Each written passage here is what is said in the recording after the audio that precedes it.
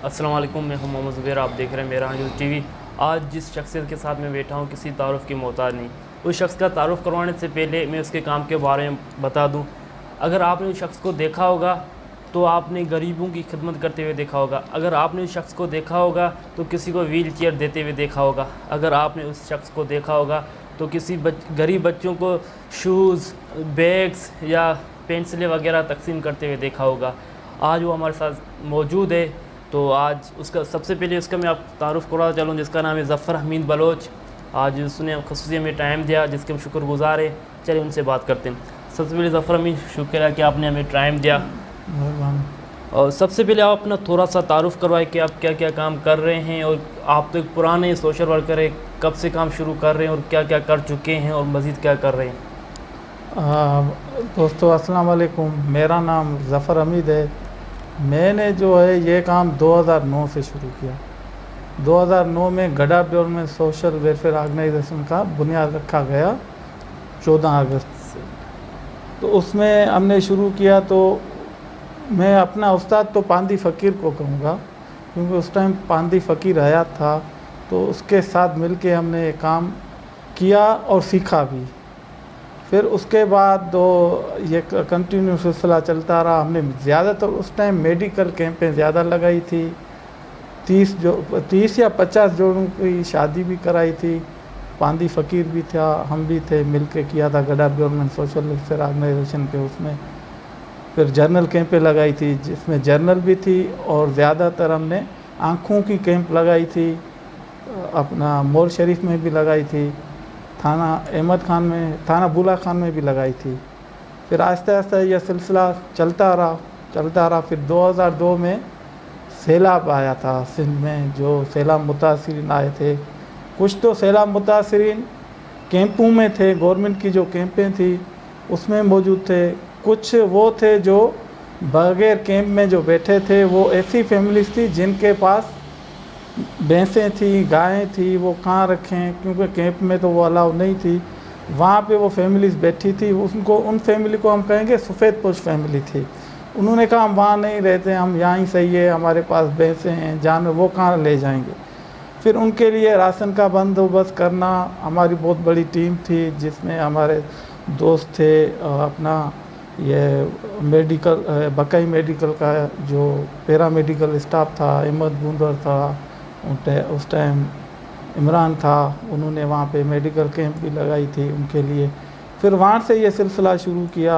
अल्लाह का शुक्र है, उस टाइम भी हमने 4.5 लाख की उनके लिए ईद के लिए कपड़े भी किए, बच्चों के लिए खिलौने भी किए थे, और उनके लिए राशन भी किया था। उसके अलावा जो पब्लिक स्कूल अभी जो गडा पे, उसमें भी 2010 में ये सैलाब मुतासिरीन थे, उनके लिए हमने और नहीं किया। गडा में जो उस टाइम ज़मींदार थे, किसके पास लौकी थी, किसके पास बैंगन थे, ये सब्ज़ियां हमने दी, और सब्ज़ी मंडी से आलू प्याज का भी बंदोबस्त करके उनको दिया था। उस टाइम सिगा के हैंड ओवर था वो भी। ये जो कैंप थी, वलीमा रोशन था, हमने मिलके ये काम किया था। अच्छा, वैसे तो आपकी बहुत सारी खिदमत है, लेकिन आज जैसे कि वबा फैली हुई है, हर कोई अपने घर में महदूद है, यहाँ तक कि कोई बाहर निकलने के लिए तैयार नहीं है। बड़े बड़े सोशल वर्क हो, सियासी लीडर हो, कुछ तो काम करें, लेकिन कुछ अपने आप को बचाने के लगे हुए। लेकिन आप उसके बावजूद भी बाहर निकल पड़े, उन गरीब लोगों को आप राशन दे रहे हैं। इसके बारे में आप क्या बताएंगे? देखो, अभी ये जो वबा है, जिसको कोरोना वायरस का नाम दिया गया है, जो कोरोना वायरस कहलाती है, ये बहुत ख़तरनाक, पूरे वर्ल्ड को उसने लपेट में ले लिया है, पूरी दुनिया को। इसमें फिर जब लॉकडाउन शुरू हुआ तो गवर्नमेंट में भी ऐलान किया था हम गरीब मुतासिरीन को राशन मिलेगा। फिर हमने भी सोचा कि हम थोड़ा बहुत हम भी करें उनके लिए।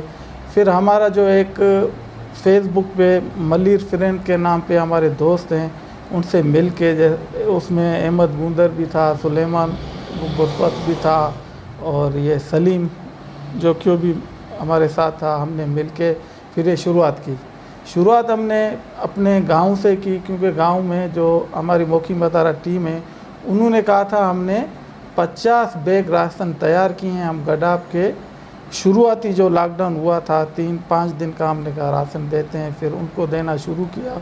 फिर लोगों ने हमें जो हमारे मुखिया हजरात है उन्होंने हम पे एतमाद किया, हमें कुछ पैसे दिए, राशन लो, इस तरीके से ये सिलसिला चलता रहा, अभी भी चलता रहा है, चलता रहेगा। फिर एक दोस्त ने मुझे मंडी से फ़ोन किया, कह रहे मैं सब्ज़ी देना चाह रहा हूँ जिसमें आलू है, अदरक है, जो रोज़मर्रा जो इस्तेमाल होती है, जिसको हम हरा मसाला कहे, उसने वो चीज़ हमें दी, वो भी हमने लोगों को दी।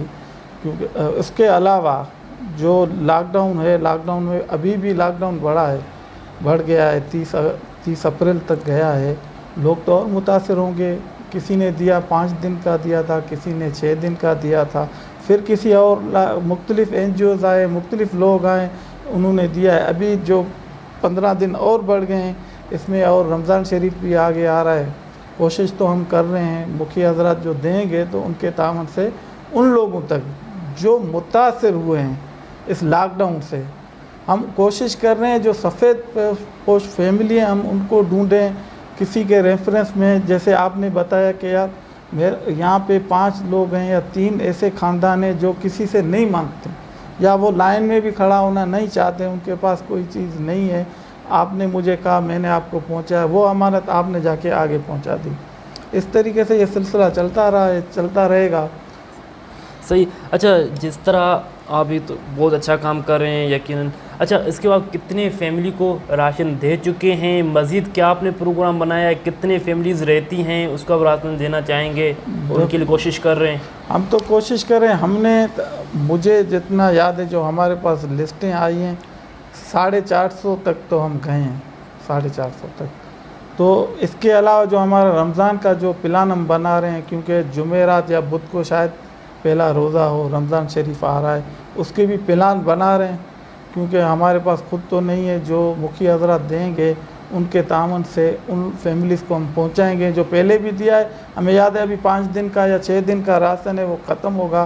फिर जो रमज़ान शरीफ आ रहा है, ये वही लोग सफ़ेद पोश लोग हो, वो सहरी भी पानी से करें, इफ्तार भी पानी से करें। कोशिश कर रहे हैं इंशाअल्लाह वहाँ तक जो हमारी रसाई है करेंगे। आए तो लॉकडाउन है, हम खुद भी मैसेज लोगों को दे रहे हैं, घर में रहें, घर से ना निकलें। हम तो निकलते हैं क्योंकि मजबूरी है, एक जज्बा है। लेकिन सब तो सोशल वर्क तो नहीं बन सकते, अल्लाह ताला ने किसी को ये चीज़ दी है। सारे अगर सोशल वर्क होते हैं, सारे वो होता तो मेरे ख्याल में ये चीज़ें हमारे पास आज तो ये मुश्किलातें भी नहीं होती। बस जिसके दिल में अल्लाह ताला जिसको ईमान दिया हो वो कर सकता है इंशाल्लाह, और मज़ीद भी करेंगे तो हमसे हो सकेगा। नाज़रीन, जैसे कि आपने देखा कि इस वबा में, मुश्किल वक्त में ये लोग दिन रात अपनी मेहनत कर रहे हैं, लोगों तक राशन पहुंचा रहे हैं। तो आपसे मेरी एक रिक्वेस्ट है कि आप जितना हो सके इनके साथ मदद करें, इनके साथ ताउन करें। जो आप इनको ये पैसे देंगे, ये इन पैसों से उन फैमिलियों को राशन मिलेगा जो आज ये सोच के परेशान रहें कि हम किस तरह खाएँगे, जिसके बच्चे भूखे रहते हैं। यकीन करें, अगर आप इनकी मदद करेंगे, अल्लाह ताला आपको इसका सिला देगा। देखिए, अल्लाह ताला आज़माता है लोगों को, किसी को पैसे दे के आज़माता है तो किसी को गुर्बत में आज़माता है। अगर अल्लाह ताला आपको आज़मा रहा है कि आपको अल्लाह ताला ने अपने नेमत से नवाजा है, तो आपको चाहिए कि इन लोगों की मदद करें, क्योंकि ये वहाँ तक जाते हैं जहाँ पर कोई नहीं जा सकता, बिल्कुल ही गरीब है, तो ये वहाँ तक राशन पहुँचाते। मैं उम्मीद करता हूँ कि आप इनकी मदद करेंगे। अच्छा ज़फ़र अहमद, ये तो आप बड़ा अच्छा काम कर रहे हैं। आपके साथ जो टीम है, ज़ाहिर सी एक बंदी का तो काम नहीं है, आपके साथ जो टीम काम कर रहे हैं वो किस तरह आप काम कर रहे हैं, उसके लिए आप क्या कहना चाहेंगे अपनी टीम के लिए? देखो, मैं तो वही, मेरा बाजू वही हैं, क्योंकि वही हमारी टीम है, वही मेरे बाजू हैं। क्योंकि उस टीम में जो मैं, जिनका सबको पता है, फेसबुक फ्रेंड जो हमने बनाए हैं, उसमें तो सब तो नहीं काम कर सकते, जिसमें हमारे पास 4-5 वो लोग हैं जो हमारे साथ, जब वो फारग लोग बैठते हैं क्या करना है, क्या प्लान, जिसमें मैं सलीम जोखियो का भी नाम लूँगा। सलीम जोखियो, अली कलमती, अहमद गूंदर, सुलेमान गूंदर, ये जो हमारे दोस्त हैं, अरशद जोखियो जो मेमनकोट में वहाँ रहता है, वो भी हमारे साथ राब्ते में। जितना हो सकते, ये हमारी पूरी टीम है। टीम नहीं होती तो हम कुछ नहीं कर सकते। मैं तो ये भी कहूँगा, जो हमारे नौजवान हैं, जो जज्बा रखते हैं, वो आगे आएँ, और ये जो मुश्किल घड़ी है इसमें मिल के सबकी बंदा कोशिश करें, उनके लिए उन रसाई तक पहुँचें। क्योंकि ये वॉलंटियर काम है, कोई ये तो नहीं है कि हमारे पास कोई वो सैलरी पे हो। ये शुरू से ही गडाफ डेवलपमेंट सोशल वेलफेयर ऑर्गेनाइजेशन शुरू से ही वॉलंटियर काम कर रही है। अभी तक हम भी वॉलंटियर काम कर रहे हैं। बस अल्लाह ताला तौफीक दे, हमें भी तौफीक दे, अगर जो दे रहा है उसके रिज़्क़ में बरकत दे, यही मैं कहना चाहता हूँ। अच्छा नाज़रीन, मैं आपको दोबारा कहूँगा कि जितनी हो सके इनकी मदद करें, क्योंकि आपकी मदद से किसी के घर में वो राशन पहुँचेगा। तो इनका जो नंबर है वो स्क्रीन पे आ रहा होगा, इस नंबर पे फ़ोन करें और इसकी मदद करें। तो अच्छा, हम ज़फ़र अमी से बातें कर रहे हैं, मज़ीद भी हम बातें करेंगे। ये रोज़ाना के बुनियाद पे कहीं ना कहीं जाते हैं, तो आज उनकी ये भी रूटीन पूछते हैं आज कहाँ गए। ऐसा कोई दिन नहीं होता ये किसी गरीब को कुछ राशन न दे। तो आज भी आपने राशन तकसीम किया होगा यकीनन? नहीं, आज तो राशन नहीं किया। एक दोस्त ने गंदम, उसको मैंने कहा था, उसने कहा गंदम में लाया हूँ, गडा सिटी में रखी है, वो लेने गया था। वो लेके चक्की में दे दिए, क्योंकि रह नहीं सकते हैं। फिर उसके अलावा अभी बैठे कुछ ऐसी लिस्टें थी, किसी दोस्त ने दी थी, फिर वो मिल के जो जमाते ये सैलानी वाले हैं उन तक वो लिस्टें हमने भेजी हैं। वहाँ जो सिलेक्ट होगा, जिस दोस्तों ने दी हैं कि भाई ये लोग रहते हैं, ये हकदार हैं, ये मुस्तक हैं, उनकी लिस्टें भेजी हैं। काम में तो लगे होते हैं, शुक्र है अल्लाह पाक का, कोई ऐसा दिन खाली नहीं है। लेकिन आज अपने काम में यहाँ पे ही बैठे हुए हैं, वो काम किया है। और सुबह गए थे वही, क्योंकि किसी ने गंदम दिए, वो भी लाना, पिसाई करना, फिर उसको बैग में डालना, 10-10 किलो के वो बनाना, बैग बनाना। सही नाजरीन, मैं नौजवानों को भी कहना चाहूँगा, आप इनसे ताउन करें, इनके साथ आएँ, मिलकर इनके साथ काम करें। इनको नौजवानों की ज़रूरत है और इनको वॉलंटियरी काम करने की ज़रूरत है। तो ज़फ़र अमीद, आप ये तो अच्छा काम कर रहे हैं, इसके बाद आप एजुकेशन में बड़ा काम कर रहे हैं। हमारा फ्यूचर एजुकेशन है, एजुकेशन अच्छी होगी तो हमारा फ्यूचर भी मजबूत होगा यहाँ के लोगों की। तो आपने नौजवानों के लिए ख़ास करके ज़्यादा काम किया है, तो उसके बारे में बताएं। अभी मैं एक बात बताता हूँ। जब गड्ढा पब्लिक स्कूल स्टार्ट हुआ था तो एक वो चला था कि गड्ढा के लोगों को 50% फ्री ऑफ कास्ट एजुकेशन मिलेगी। तो उस टाइम फिर हमने जदोजहद की थी, उसमें हमारे साथ बहुत सारे लोकल लोग भी हमारे साथ थे और भी थे। हमने ये कोशिश की, एडमिशन हुई थी जिसमें आप लोग भी थे। तो ये था कि मुझे अफसोस तो होगा, क्योंकि कोई जो गड्ढा के इतने वैसे वो स्टूडेंट थे जिनकी वो बच्चे 6 महीने में भी मेरे ख्याल में बोर्डिंग में नहीं रहे और स्कूल छोड़ के चले गए। फ्री ऑफ कास्ट थे। फ्री ऑफ कास्ट जो थे 32 जो बच्चे थे, जो मेरे जो नॉलेज में अभी तक बात है, 32 वो बच्चे थे जो फ्री ऑफ कास्ट बोर्डिंग में एजुकेशन हासिल कर रहे थे। और मेरे ख्याल में 15 या 20 वो स्टूडेंट थे जो 25% फ़ीस दे रहे थे। कुछ वो स्टूडेंट थे जो 50% दे रहे थे, जिनके पेरेंट्स उन्होंने कहा हम दे सकते हैं 50%। इस तरीके से 76 स्टूडेंट 2012 में जब स्कूल स्टार्ट हुई तो एडमिशन के साथ 72 स्टूडेंट वो पीले स्कूलों के स्टूडेंट थे। उन पे स्कूल वालों ने मेहनत की। उसके बाद क्या हुआ, क्योंकि 2012 है, आज 20 चल रहा है, उसके साथ जो हमारी जो उम्मीदें थी, जो मैं खुद कहूँगा, जो हमने मिलके जो मेहनत की थी, फिर हमने कहा इसमें से मैं 5 साल के बाद या 4 साल के बाद मैं देखूँगा कि हमारे बच्चे या NAD में होंगे या किसी मेडिकल यूनिवर्सिटी में होंगे, कोई डॉक्टर बनेगा, कोई इंजीनियर बनेगा, कोई CSS पास करेगा। लेकिन अभी तक कुछ स्टूडेंट हैं, अभी किसी की हुई है, दो मेरे ख्याल में स्टूडेंट हैं वहाँ पे है, एजुकेशन हासिल करें NAD में, कोई इंजीनियर बनेगा, लेकिन मेडिकल में कोई नहीं गया। ये तो अफसोस की बात है, क्योंकि जो मेहनत की है कि हमारा मकसद ही ये था। अगर 72 स्टूडेंट है, अगर वो 10 भी बच्चे निकलते हैं, 5 भी निकलते हैं, तो आज हम पता नहीं कहाँ होते। उस 5 से रेशो बढ़ जाता, फिर आस्ते आस्ते लोग आगे आते हैं। फिर भी लोग कोई यूनिवर्सिटी, कराची यूनिवर्सिटी में एजुकेशन हासिल कर रहा है, कोई साइंस में, कोई आर्ट्स में है, लेकिन उनका यह सिलसिला जारी है। लेकिन मैं यही कहूँगा, अपने बच्चों को अच्छी एजुकेशन दो, मयारी तालीम दो, और ये न हो इंटर करें, इंटर के बाद वो फिर जाएं या मैट्रिक करें फिर जाएं आर्ट्स में, बोर्डिंग के बच्चे हैं अच्छी तालीम हासिल करें। ये जो इदारे हैं ये हमारे इदारे हैं, हम उनकी सपोर्ट करें और मिल के एजुकेशन सरकारी उस पीली स्कूलों में आप सब ने देखा होगा वो एजुकेशन नहीं है जो होनी चाहिए, क्योंकि हमारे पास ज़्यादा में ज़्यादा मसला जो आ रहा है गर्ल्स एजुकेशन का। हमारे पास ऐसी स्कूल नहीं है जहां हमारी बच्चियां अच्छे तरीके से मैट्रिक पास करें और अच्छे तरीके से इंटर हासिल करें, मेडिकल में जाएं, इंजीनियरिंग में जाएं, अच्छी अच्छी यूनिवर्सिटी में जाएं, सीएसएस पास करें, कोई डॉक्टर बने, कोई डिप्टी कमिश्नर बने। इस तरीके से हमारे पास हम कोशिश करें गर्ल्स एजुकेशन को आगे लाएं, हमारे बच्चियों को पढ़ाएं। अगर बच्चियां एक घर में अगर एक भी औरत पढ़ी होगी तो पूरा ख़ानदान उसका पढ़ा लिखा होगा। मैं तो यही कहूँगा हम अभी कोशिश करें, क्योंकि जो मेरी कोशिश ये मेरी ख्वाहिशात यही है कि हम अपने बच्चों को जो बच्चियां हैं उनको अच्छी तालीम दें, क्योंकि एक तजर्बा कर लिया 72 जो स्टूडेंट थे बोर्डिंग में थे, बड़ी चांस थी कोई निकल जाता 5 साल के अंदर, तो आज हम फ़ख्र से कहते कि भाई फलाने का बेटा एनएडी में एजुकेशन हासिल कर रहा है या कोई बकाई मेडिकल में या लेआरी मेडिकल यूनिवर्सिटी में या अपना जो भी मेडिकल यूनिवर्सिटी है वहाँ होता तो हमें फ़ख्र होता।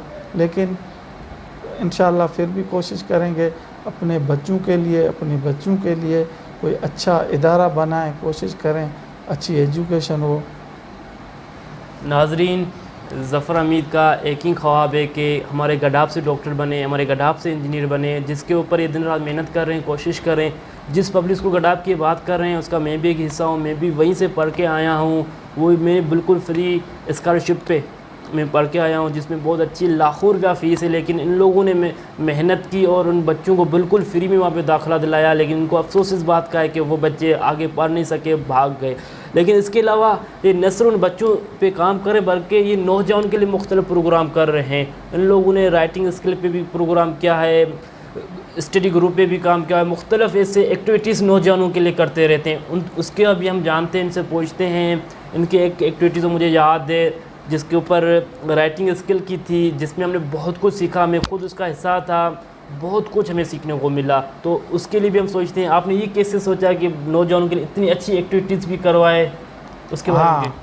अभी तो वो तो उस टाइम हमने किया था मुराद जाफ़र गोट में, आप भी थे, ग्रुप उसमें थे, स्टडी में थे, आप भी काफ़ी सीखे होंगे। आपने कहा इसको मज़ीद बढ़ाते हैं, एक ग्रुप भी बनाया था, अच्छा माहौल था, अच्छे दिन गुजरे। अभी तक ये जो हमारा व्यूल है उसमें पिक्चरें भी हैं, अब देखो ये दिन अच्छे थे, अभी भी दिन नहीं गए, अभी भी। और जो नौजवान हैं जो चाहे कराची यूनिवर्सिटी में, चाहे डिग्री कॉलेज में हैं, चाहे मैट्रिक में, आप लोग खुद आओ।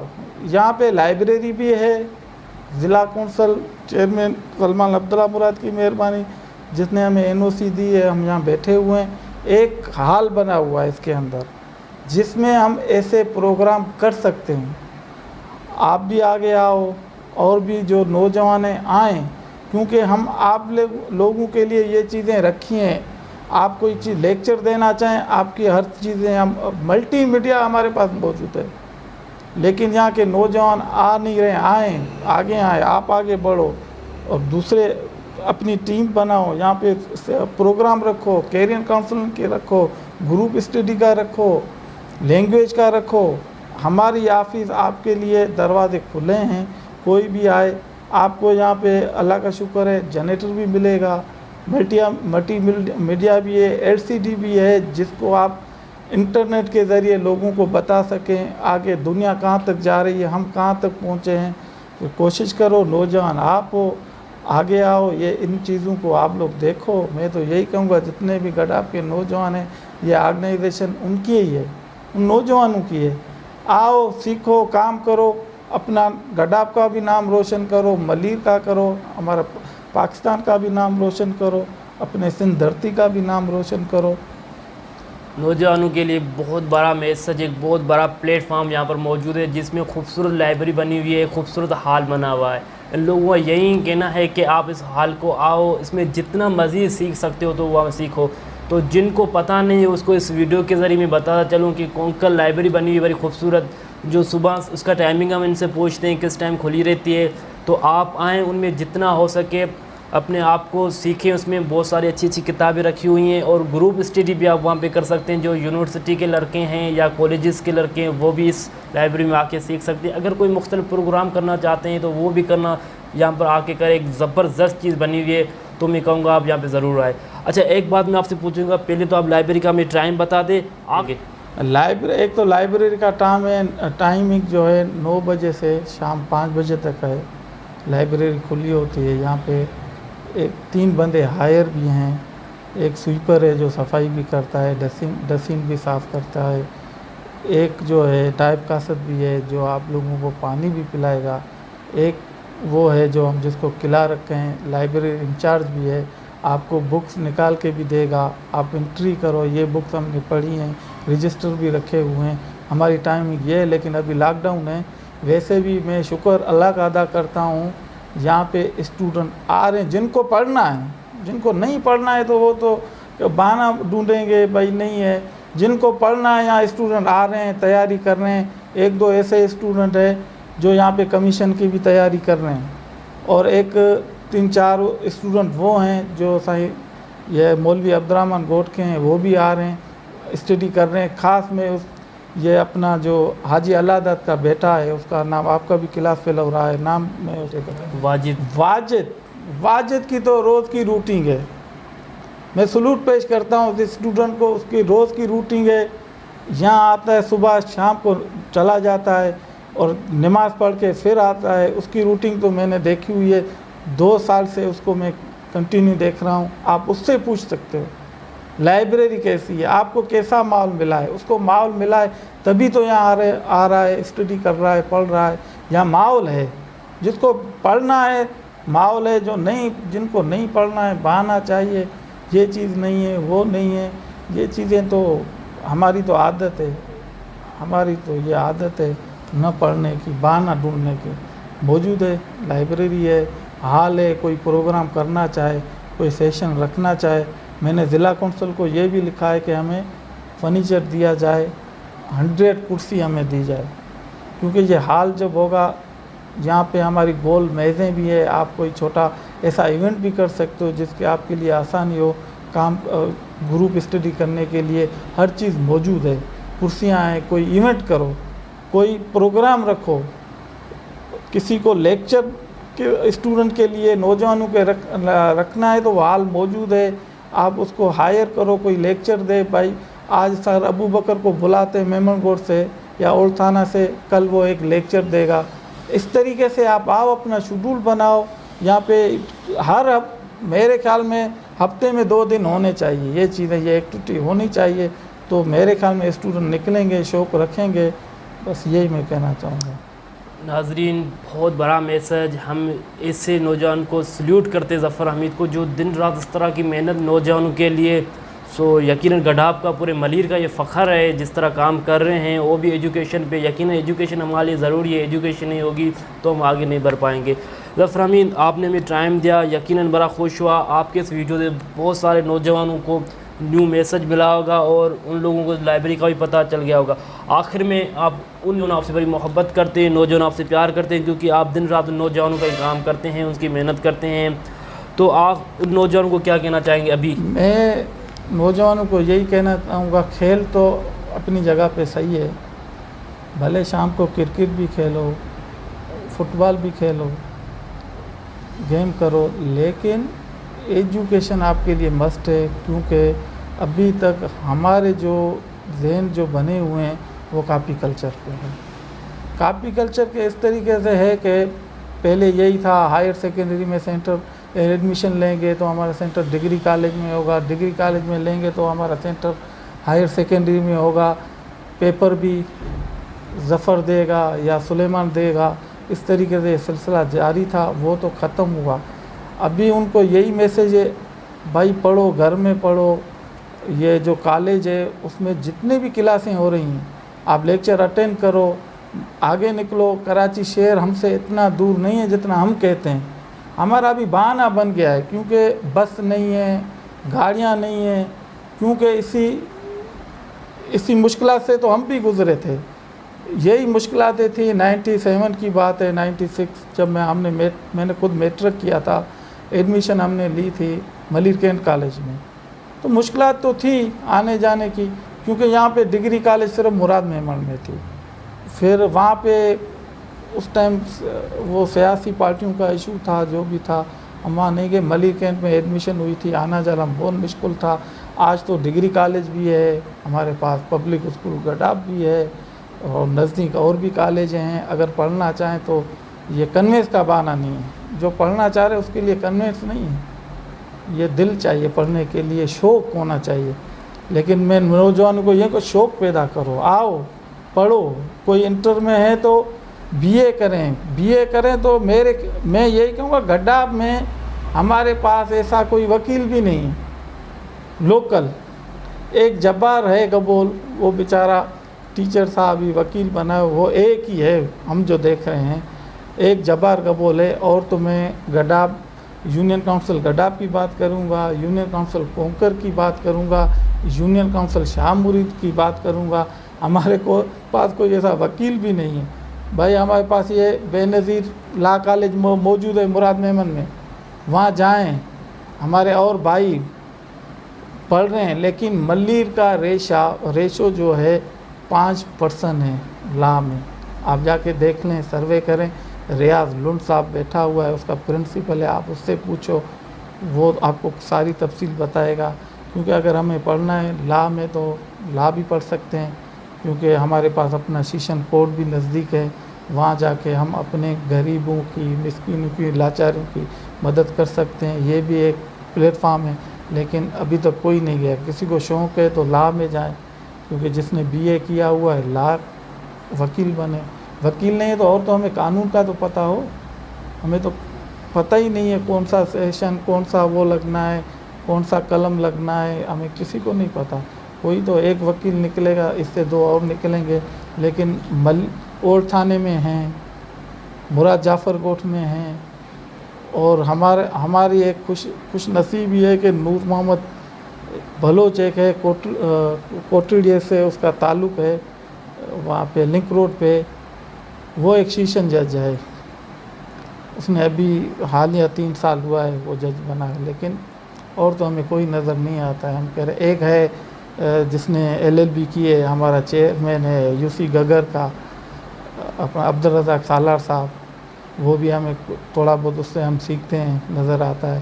लेकिन बस यही पैगाम है, अच्छी एजुकेशन हासिल करो, पढ़ें, मेहरबानी करें, पढ़ें, बस और कुछ भी नहीं है। नहीं पढ़ना है तो आगे मुस्तकबिल बहुत इंतहाई ख़तरनाक नज़र आ रहा है। हमारे पास टेक्निकल एजुकेशन है नहीं।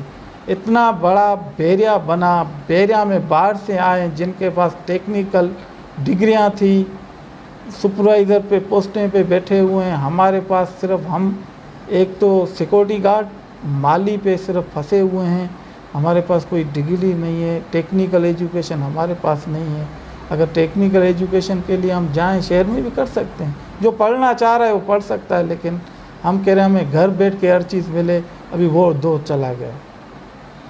नाज़रीन, अपने लिए तो हर कोई सोचता है, लेकिन दूसरों के लिए कोई सोचता है। लेकिन ज़फ़र अहमद की भी यही ख्वाहिश है, और दूसरों के लिए इतना ज़्यादा सोचते हैं। आपको मैं उन समाजी और सियासी लीडरों से ज़रूर कहना चाहूँगा, आप इनकी मदद करें। ये हमारे गडाब के एजुकेशन पे भी काम कर रहा है, गुर्बत पे भी काम कर रहा है, मुख्तलिफ़ चीज़ों पे काम कर रहा है। इसका नंबर स्क्रीन पे आ रहा होगा। इसकी जितनी ज़्यादा हो सके मदद करें। आप इसकी जितनी ज़्यादा मदद करेंगे उतना ही हमारे गडाब के, हमारे मलिर के और मुख्तलिफ़ एरियाज़ में लोगों को फ़ायदा पहुँचेगा। तो मैं आपसे लूँगा इजाज़त, दोबारा मिलेंगे किसी नई शख्सियत के साथ। तो हमें